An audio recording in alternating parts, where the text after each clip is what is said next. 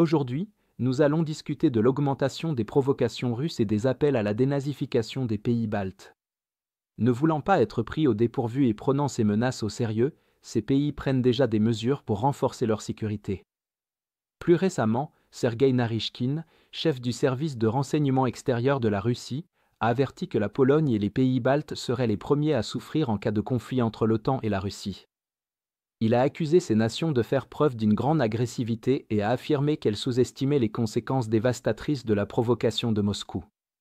Cette déclaration fait écho à une vague de rhétorique hostile similaire de la part de responsables russes et de figures médiatiques au cours des 2 dernières années. Des responsables russes, dont l'ancien président de la Russie, Dmitri Medvedev, aujourd'hui vice-président du Conseil de sécurité russe, ont à plusieurs reprises remis en question la souveraineté des pays baltes. Medvedev a déclaré que les États baltes appartiennent à la Russie et a accusé l'OTAN de nourrir des intentions anti-russes. L'animateur de la télévision d'État, Vladimir Soloviev, est allé encore plus loin, affirmant que ces pays n'ont pas besoin d'indépendance et que leur souveraineté est une plaisanterie. De telles déclarations ne sont pas isolées, elles reflètent une campagne coordonnée visant à présenter les pays baltes comme des États illégitimes et le flanc est de l'OTAN comme un champ de bataille propice à la dénazification, un sinistre rappel de la justification russe pour sa guerre contre l'Ukraine. Le terme « dénazification » est particulièrement inquiétant car il a historiquement été utilisé par la Russie comme prétexte à l'agression.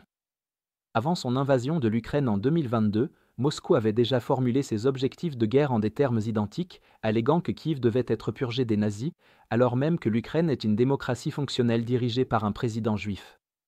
Aujourd'hui, avec un langage similaire employé contre l'Estonie, la Lettonie et la Lituanie, la crainte est que ces déclarations ne soient pas de simples éléments de propagande, mais les premiers signes d'une stratégie régionale plus vaste.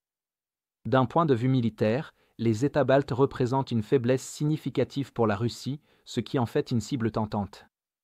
L'enclave russe de Kaliningrad, située sur la mer Baltique, est complètement isolée et entourée de territoires de l'OTAN, si bien que des personnalités politiques et médiatiques russes de premier plan réclament sans cesse l'établissement d'un corridor terrestre direct vers Kaliningrad.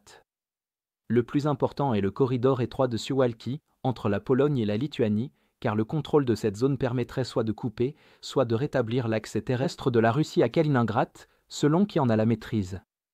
Parallèlement, depuis l'adhésion de la Finlande et de la Suède à l'OTAN, la mer Baltique est désormais presque entièrement encerclée par des membres de l'Alliance, ce qui limite fortement la capacité de manœuvre maritime de la Russie. La flotte russe de la Baltique, déjà petite et vieillissante, ne fait pas le poids face à la puissance navale combinée des États de l'OTAN dans la région.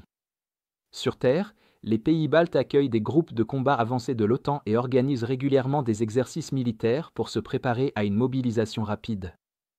Ces facteurs rendent toute tentative de prise de territoire éclair par la Russie, une tactique utilisée en Crimée et dans l'est de l'Ukraine, beaucoup moins susceptible de réussir ici. Cela ne fait qu'exaspérer davantage le gouvernement russe, alimentant sa campagne hostile.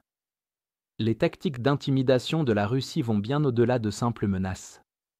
Le Kremlin invoque activement la présence de populations russophones dans les pays baltes, environ 24% en Estonie et en Lettonie, comme justification d'une intervention, tout comme il l'a fait en Ukraine.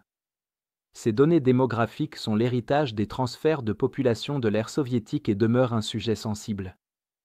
Les médias d'État russes présentent régulièrement ces Russes ethniques comme opprimés et nécessitant une protection, posant ainsi les bases narratives d'une éventuelle action militaire future. Les pays baltes ne ferment pas les yeux sur ces signaux. Ils ont vu de leurs propres yeux comment la Russie a utilisé une rhétorique similaire pour justifier son invasion de l'Ukraine. Ce qui était autrefois considéré comme de simples paroles en l'air est devenu le prélude à une véritable guerre. Ainsi, l'Estonie, la Lettonie et la Lituanie renforcent leur défense, resserrent leurs liens avec l'OTAN et se préparent à la possibilité d'un conflit. La frontière entre la guerre de l'information et la justification d'une guerre totale devient de plus en plus floue, et à chaque nouvelle menace de la Russie, le sentiment d'urgence s'intensifie. Dans l'ensemble, les appels répétés de la Russie à la dénazification des États baltes et ses menaces de représailles directes sont pris avec le plus grand sérieux par leur gouvernement. Les parallèles avec la période précédant la guerre en Ukraine sont frappants, et après une série de provocations ces derniers mois, les enjeux n'ont jamais été aussi élevés. Pour l'Estonie, la Lettonie et la Lituanie, se préparer au pire n'est pas de la paranoïa, c'est une nécessité, et ils œuvrent activement à renforcer leur sécurité. Enfin, nous lançons officiellement notre toute première vente d'été. C'est la meilleure occasion de soutenir notre journalisme indépendant ukrainien tout en bénéficiant d'une énorme réduction de 50% sur votre abonnement. Comme vous le savez, cette vente intervient à un moment très difficile pour l'Ukraine. C'est pourquoi, en ce moment, votre soutien est plus important que jamais. En vous abonnant, vous soutiendrez non seulement nos efforts, mais vous aurez également accès à nos analyses exclusives, à des synthèses complètes de tous les fronts, ainsi qu'à des vidéos sur la géopolitique stratégique. Si vous souhaitiez nous soutenir mais n'en aviez jamais eu l'occasion, c'est le moment idéal pour faire la différence. Alors, consultez le lien dans la description pour rejoindre notre cause et devenir un membre exclusif de notre communauté.